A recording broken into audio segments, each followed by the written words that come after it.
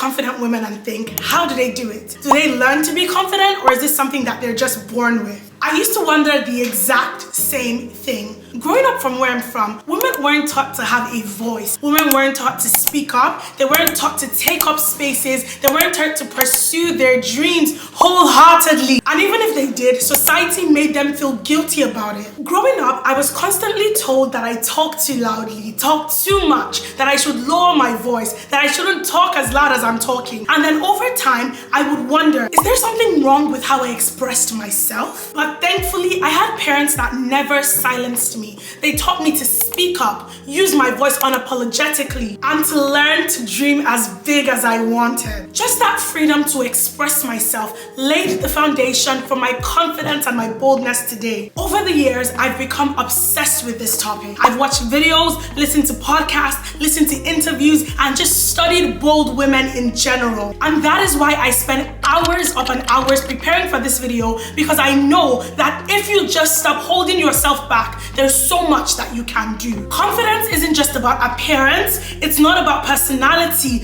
Confidence is a mindset. It's all about knowing your worth and embracing the power that you already have. In this video, I'm going to be sharing 10 practical tips for building confidence as a Christian woman. These aren't just fluff tips. They're real and actionable steps that I've also taken, and I've studied women who take the exact same steps. By the end of this video, you will have a roadmap to become the most confident version of you. So now let's get into it. The number one step to take on your confidence journey is self-awareness. Self-awareness is very simple. It's basically understanding who you truly are. Who are you really at your core? What are your values? What are your strengths? What are your weaknesses? What are the things that you like? What are the things that you do not like as well? To properly practice self-awareness, you have to identify harmful things and harmful beliefs that you already hold so dearly, that are instilled in you, that is actually holding you back. So instead of comparing yourself to other people or constantly talking down on yourself,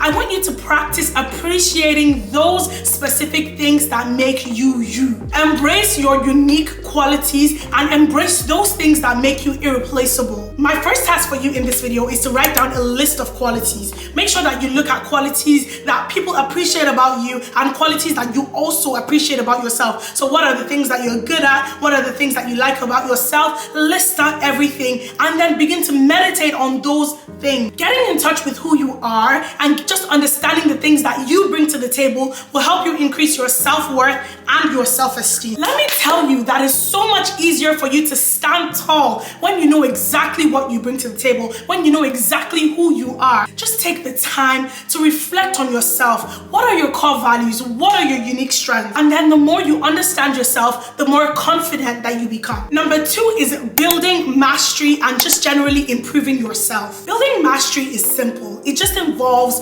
learning a new skill, maybe taking a course, taking a class, going back to school if you have to. Just be good at something. Improve yourself. Make sure that you're constantly learning. Invest in knowledge. You may not always have to go back to school. You may not always have to take courses. Even watching videos like this could be the difference between the you that you currently are and the you that you're supposed to be. Number three, this one is one of my favorite ones, and it is celebrating all your wins. Regardless of if it's a small win or a big win, celebrate yourself, okay? I want you to celebrate your achievements, no matter how small they feel, no matter how big they feel, just celebrate. Every milestone counts. Now, the second task I have for you in this video is just to write down a list of all your achievements. Every single time you achieve something, no matter how small, if you know that you want to get 2,000 subscribers, if you want to get 2,000 followers, and you eventually hit that mark, write it down. Just taking a moment to reflect on the things that you have written down, or taking a moment to just celebrate your wins. That's such a huge confidence booster, because you see that you can attain this, therefore you can attain something even bigger. Number four, this is something I tell to my mentees all the time. You need to stop pleasing people, stop living for people, stop people pleasing, cut back on people pleasing. It can be so difficult to maintain a high self-esteem when your boundaries are constantly being violated. In foregoing your needs and wanting to please others, you realize that slowly but surely your self-esteem and your self-worth is dropping. Confidence isn't about saying yes to everything. It's simply about saying yes to only those things that align with your goals, your values, and your vision for your own life. If something doesn't serve you, or if it doesn't align to your purpose at all, it's okay to say no. Trust me, saying no can be empowering. And this is coming from someone that used to be a people pleaser, but no more. Honestly, it may cause you to set boundaries at work, set boundaries with friends, or even set boundaries with some of your family members too. Doing so will help you feel so confident and so in control of your own life. Now we've gotten to number 5, and that is invest in your health. I cannot shout this enough. Please invest in your health. When we speak about health, we're speaking about both physical and mental health. Let me give you a big secret, yeah? Feeling good on the inside will eventually lead to a confidence boost and feeling good on the outside as well. When you take care of your body, whether through exercise, eating good meals, and sleeping well, you'll notice a difference in your life completely. It strengthens your sense of self-worth. You feel good about yourself. You feel well rested. You feel like you can take on the world. Also, I want you to be conscious of your mind. Do not allow negative thoughts to brew. Do not allow any negative thought to come into your mind to tell you what you are not. You have to take negative thoughts captive. Make sure that you're also taking time out for yourself, unwind, read a book, do the things that get you in a really good mood. Honestly, if you feel like you need therapy at all, just go to therapy. It will help. Number 6 is your physical appearance. Your physical appearance is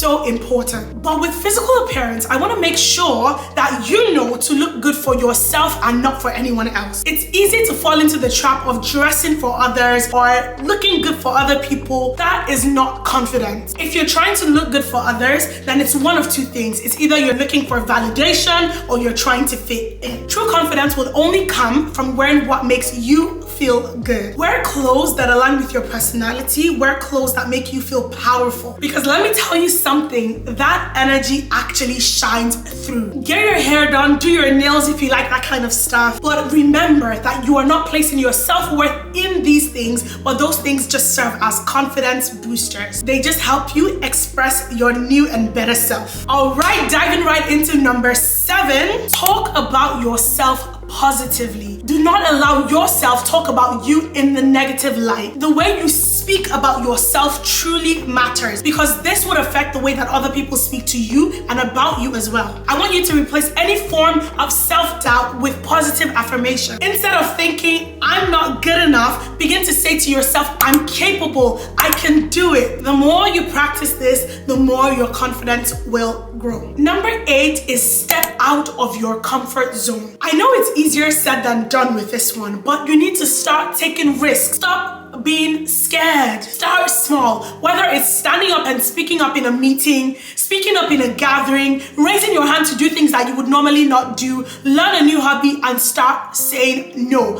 These are ways that you step out of your comfort zone. These little acts of bravery will definitely help you feel more confident. Number 9 is focus on progress, not perfection. Perfectionism can actually harm your confidence and not boost it. Do you know why? Because it's set on reasonable, unmeetable standards. Instead of you obsessing over perfection, be okay with the fact that you're growing, you're progressing in the things that you just started doing. As long as you're growing, you're learning, you're moving forward, you're absolutely doing well. Please do not let perfectionism rob you of your confidence. And finally, if you made it all the way to this part of the video, we are on number 10. And this definitely sums up every single one. And it is trust in your worth as a child of God. God. Confidence is rooted in knowing that your value doesn't come from the world. It only comes from the one who created you. The Bible tells us that you are fearfully and wonderfully made in the image and in the likeness of God. Don't wait for validation from others when God has already declared you worthy through His word. Remind yourself daily that you are enough, not because of anything that you do, but because of who God says you are. You are worthy of love,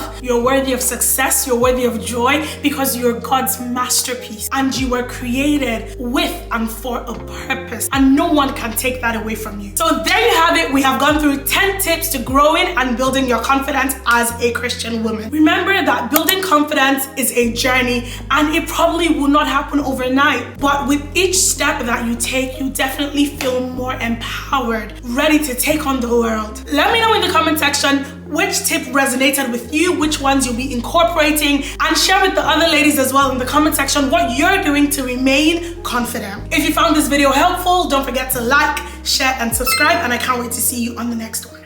Bye.